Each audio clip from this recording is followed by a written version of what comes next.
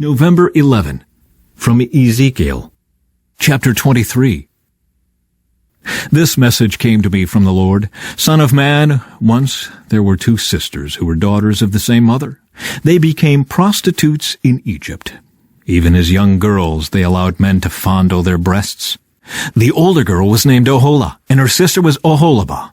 I married them, and they bore me sons and daughters. I am speaking of Samaria and Jerusalem. For Oholah is Samaria, and Oholibah is Jerusalem.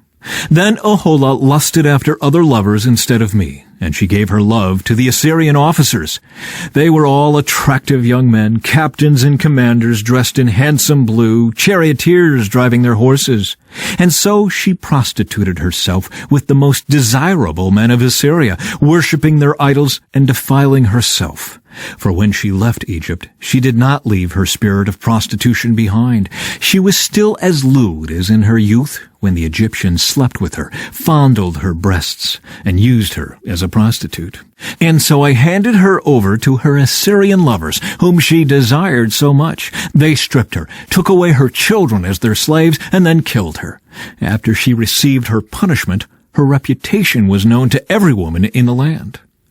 Yet, even though Oholibah saw what had happened to Oholah, her sister, she followed right in her footsteps. And she was even more depraved, abandoning herself to her lust and prostitution. She fawned over all the Assyrian officers, those captains and commanders in handsome uniforms, those charioteers driving their horses, all of them attractive young men. I saw the way she was going, defiling herself just like her older sister. Then she carried her prostitution even further. She fell in love with pictures that were painted on a wall, pictures of Babylonian military officers outfitted in striking red uniforms. Handsome belts encircled their waists, and flowing turbans crowned their heads. They were dressed like chariot officers from the land of Babylonia. When she saw these paintings, she longed to give herself to them. So she sent messengers to Babylonia to invite them to come to her. So they came and committed adultery with her, defiling her in the bed of love. After being defiled, however, she rejected them in disgust. In the same way, I became disgusted with Oholibah and rejected her, just as I had rejected her sister, because she flaunted herself before them and gave herself to satisfy their lusts. Yet she turned to even greater prostitution, remembering her youth when she was a prostitute in Egypt. She lusted after lovers with genitals as large as a donkey's and emissions like those of a horse. And so, Oholibah, you relived your former days as a young girl in Egypt, when you first allowed your breasts to be fondled. The Lord's judgment of Oholibah. Therefore, Oholibah, this is what the sovereign Lord says: I will send your lovers against you from every direction, those very nations from which you turned away in disgust. For the Babylonians will come with all the Chaldeans from Pekod and Shoa and Koa, and all the Assyrians will come with them, handsome young captains, commanders, chariot officers, and other high-ranking officers, all riding their horses. They will all come against you from the north, with chariots, wagons, and a great army prepared for attack. They will take up positions on every side, surrounding you with men armed with shields and helmets, and I will hand you over to them for punishment, so they can do with you as they please. I will turn my jealous anger against you, and they will deal harshly with you. They will cut off your nose and ears, and any survivors will then be slaughtered by the sword. Your children will be taken away as captives, and everything that is left will be burned. They will strip you of your beautiful clothes and jewels. In this way, I will put a stop to the lewdness and prostitution you brought from Egypt. You will never again cast longing eyes on those things, or fondly remember your time in Egypt. For this is what the sovereign Lord says: I will surely hand you over to your enemies, to those you loathe, those you rejected. They will treat you with hatred and rob you of all you own, leaving you stark naked. The shame of your prostitution will be exposed to all the world. You brought all this on yourself by prostituting yourself to other nations, defiling yourself with all their idols. Because you have followed in your sister's footsteps, I will force you to drink the same cup of terror she drank. Yes, this is what the sovereign Lord says. You will drink from your sister's cup of terror, a cup that is large and deep. It is filled to the brim with scorn and derision. Drunkenness and anguish will fill you, for your cup is filled to the brim with distress and desolation, the same cup your sister Samaria drank. You will drain that cup of terror to the very bottom. Then you will smash it to pieces and beat your breast in anguish. I, the sovereign Lord, have spoken. And because you have forgotten me and turned your back on me, this is what the sovereign Lord says. You must bear the consequences of all your lewdness and prostitution. The Lord's judgment on both sisters. The Lord said to me, Son of man, you must accuse Aholah and Aholibah of all their detestable sins. They have committed both adultery and murder. Adultery by worshiping idols, and murder by burning as sacrifices the children they bore to me. Furthermore, they have defiled my temple and violated my Sabbath day.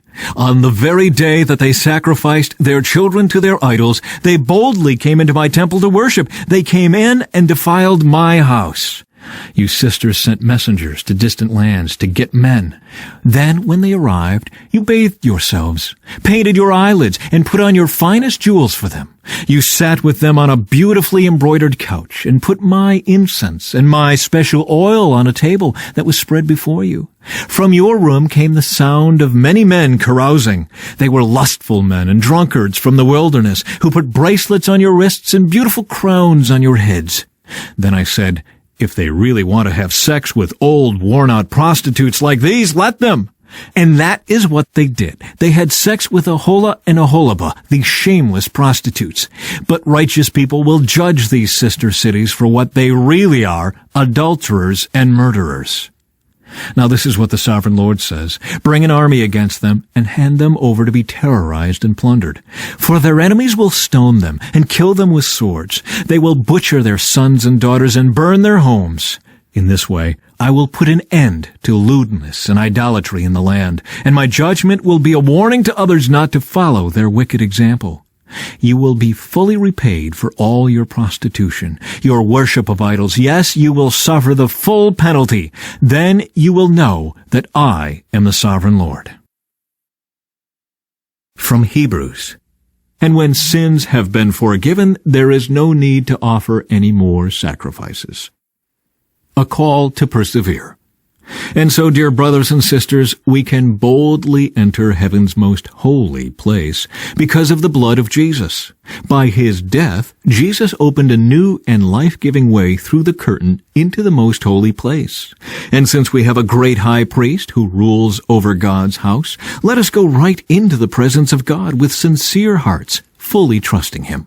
For our guilty consciences have been sprinkled with Christ's blood to make us clean, and our bodies have been washed with pure water.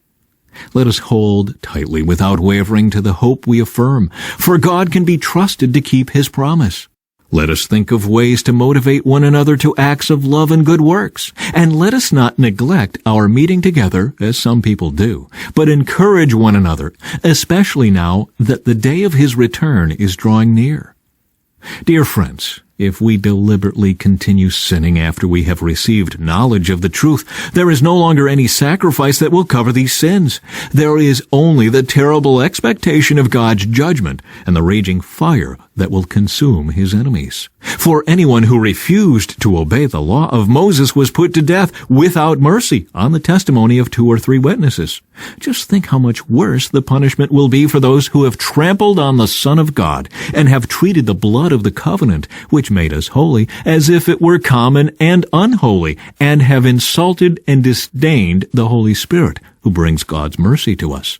For we know the one who said, I will take revenge, I will pay them back. He also said, the Lord will judge his own people.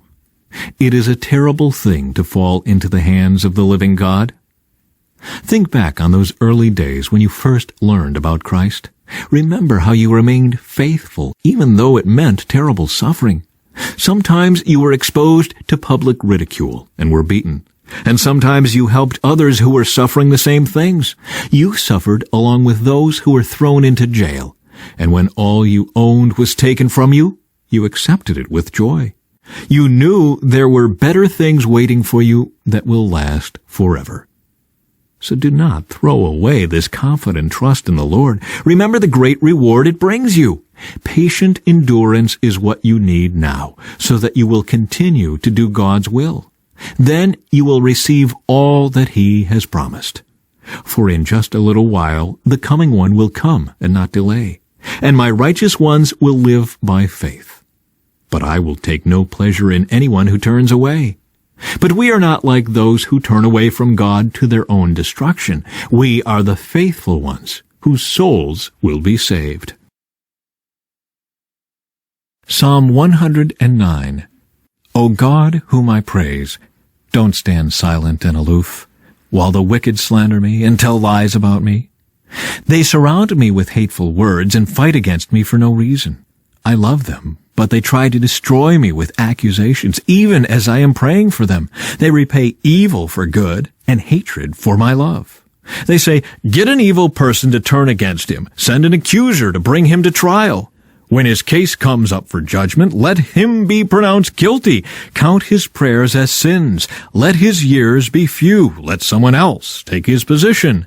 May his children become fatherless, and his wife a widow. May his children wander as beggars and be driven from their ruined homes. May creditors seize his entire estate, and strangers take all he has earned. Let no one be kind to him. Let no one pity his fatherless children. May all his offspring die. May his family name be blotted out in a single generation. May the Lord never forget the sins of his fathers. May his mother's sins never be erased from the record. May the Lord always remember these sins, and may his name disappear from human memory.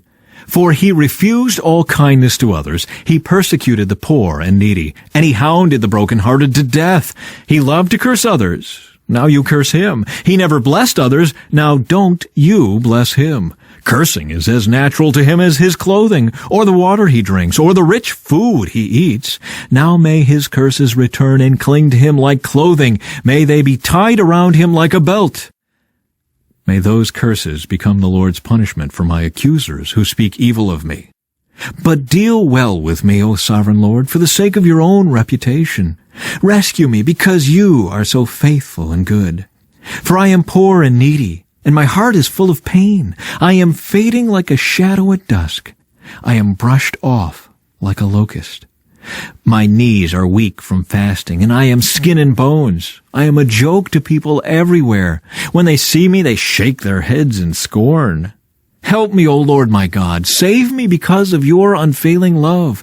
Let them see that this is your doing, that you yourself have done it, Lord. Then let them curse me if they like, but you will bless me. When they attack me, they will be disgraced, but I, your servant, will go right on rejoicing. May my accusers be clothed with disgrace. May their humiliation cover them like a cloak. But I will give repeated thanks to the Lord, praising him to everyone, for he stands beside the needy, ready to save them from those who condemn them. From Proverbs. Get security from someone who guarantees a stranger's debt. Get a deposit if he does it for foreigners.